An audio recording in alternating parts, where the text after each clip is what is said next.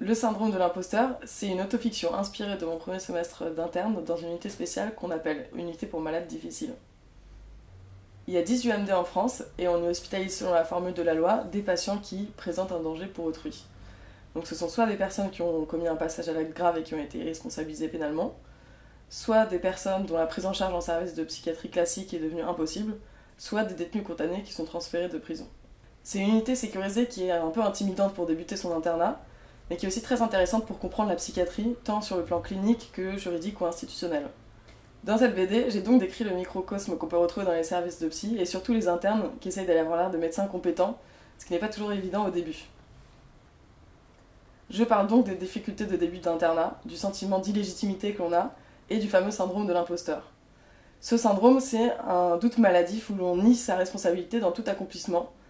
et on préfère attribuer sa réussite soit à un travail acharné, soit à de la chance, soit à une autre circonstance particulière. C'est un sujet que j'ai traité plutôt avec humour, et c'est pas un véritable syndrome au sens clinique du terme. D'ailleurs, les psychologues qui l'ont décrit ont regretté d'avoir utilisé ce mot, et préfèrent aujourd'hui qu'on parle d'expérience de l'imposteur ou de phénomène de l'imposteur, parce que tout le monde peut l'expérimenter à un moment donné de sa vie, particulièrement lors du premier emploi après les études justement. Le fait de parler de psychiatrie en bande dessinée, ça m'a aussi permis d'utiliser l'humour pour amener des sujets plus sérieux et briser quelques idées reçues, comme par exemple la dangerosité supposée des malades mentaux, qui sont en fait plus souvent victimes d'agressions qu'ils n'en sont les auteurs, mais dont les rares cas de décompensation violente sont souvent surmédiatisés.